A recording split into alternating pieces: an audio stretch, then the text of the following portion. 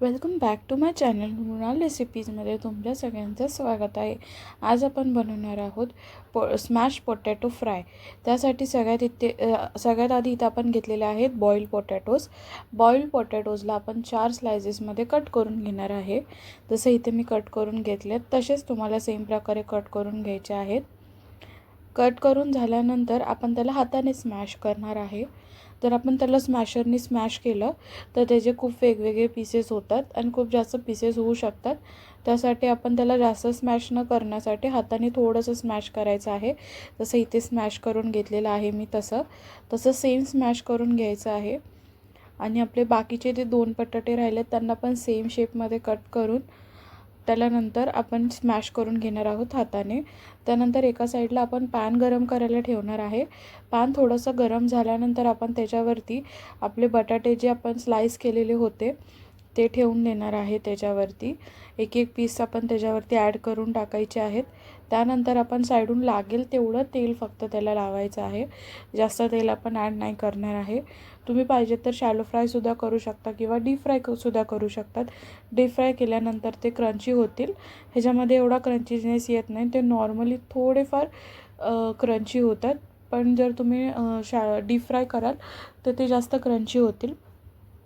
थोडंसं तेल टाकून झाल्यानंतर आपण थोड्या वेळाने त्याची साईड पलटी करून घेणार आहे। जसं इथे साईड पलटी केलेले आहेत तसं आता इथे साईड पलटी करून झाल्यानंतर आपण खालची साईड शेकून घेणार आहे। आणि आता तुम्ही बघू शकता फक्त एवढंच आपण फ्राय करून घेतलेले आहेत।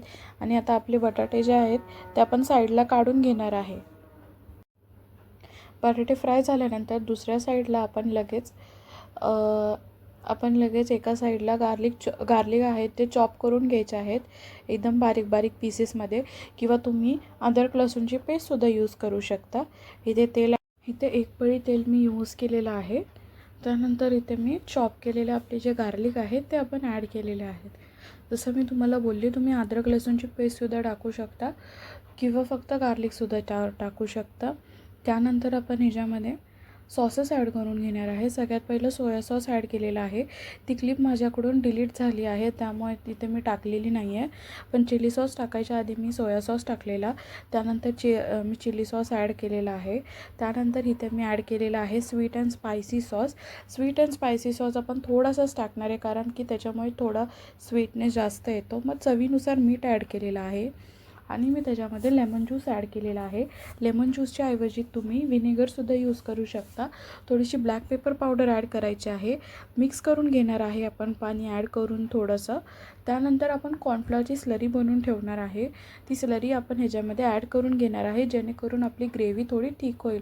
लास्ट रेसिपी मी माझ्या चॅनलवरती सुकटची भजी ॲड केलेली, जर नसेल बघितली तर खाली डिस्क्रिप्शन बॉक्समध्ये लिंक देईन, जाऊन नक्की चेक करा। माझा इंस्टाग्राम ID सुद्धा देईन आणि तुम्हाला नेक्स्ट रेसिपी कोणती बघायला आवडेल तीसुद्धा मला तुम्ही कमेंट करून सांगा।